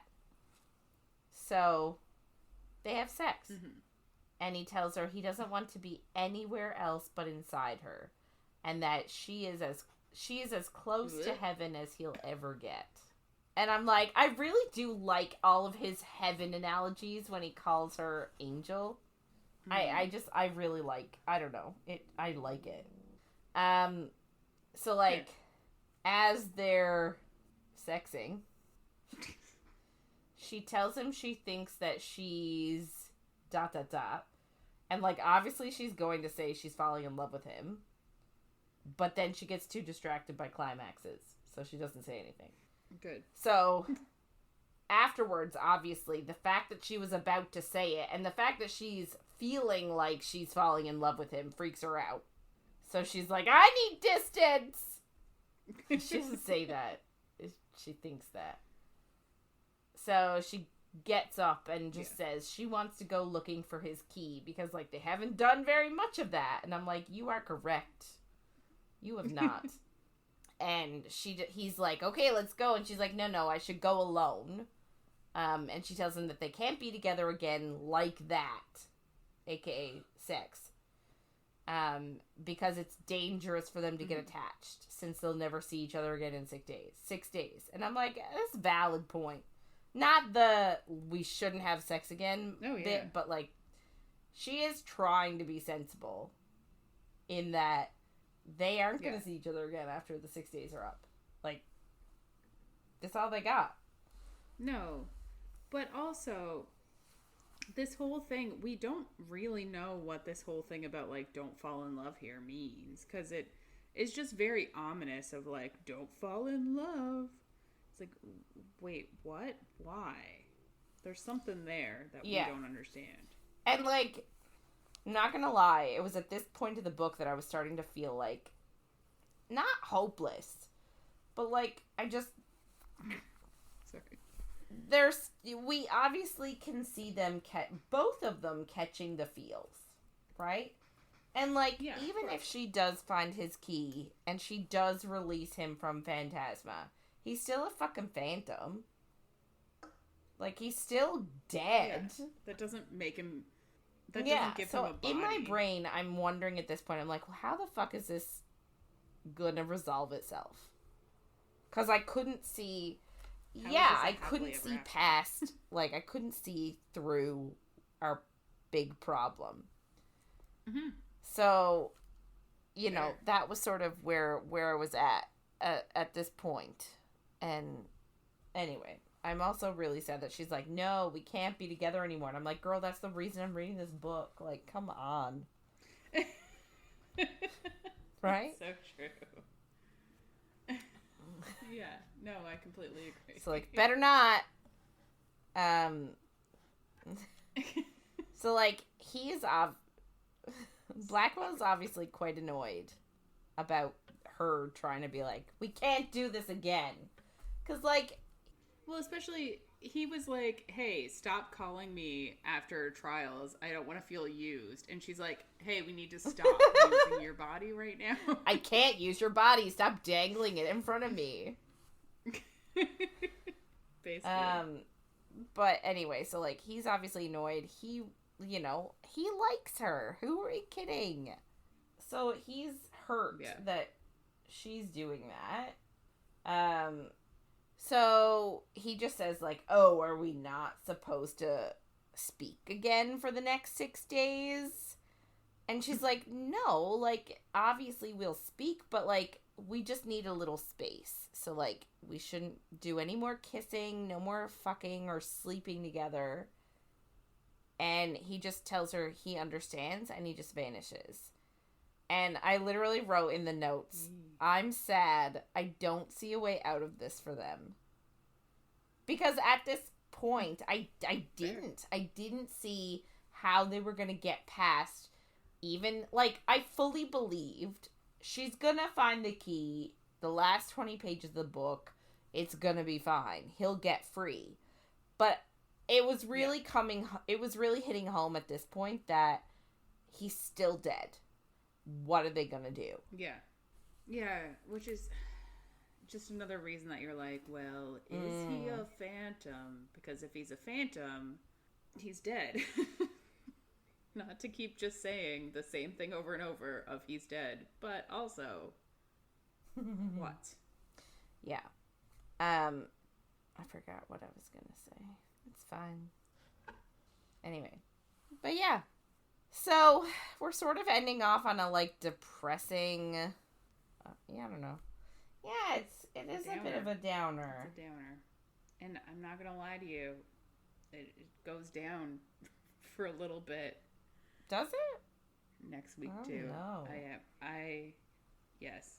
I'm not back to a part where it's not just feeling... Oh, that's sad, because I don't remember that. Well, sorry. Kristen finished the book and wrote her notes. Yeah, and I really appreciate past me writing in my thoughts like that. I'm sad. I don't see a way out for them. Or like, I finally understand the game now. I really understand me doing that. So like, pat on the shoulder past me. Thanks for looking out for future me. Yeah. And hopefully next week you'll have some more of those as we go through some hard times with our main duo. Great. I'm sure you'll have other thoughts as well, but yeah. Okay. Great. Okay. So I guess we're going to wrap it up for this week at that downer moment. So if you want to get in touch with us and share your thoughts on anything you heard in our episodes, or if you have any book suggestions, please reach out by email at coffeeandcoread@gmail.com, or on Instagram or Facebook at coffeeandcoread, and coffee.coread on TikTok. Yeah, so next week we're going to be reading chapters 33 to 43 of Phantasma. So make sure to follow along, and if you're enjoying our chats, don't forget to follow, rate, and review wherever you get our content. Thanks for listening, everyone, and we'll see you on the next page.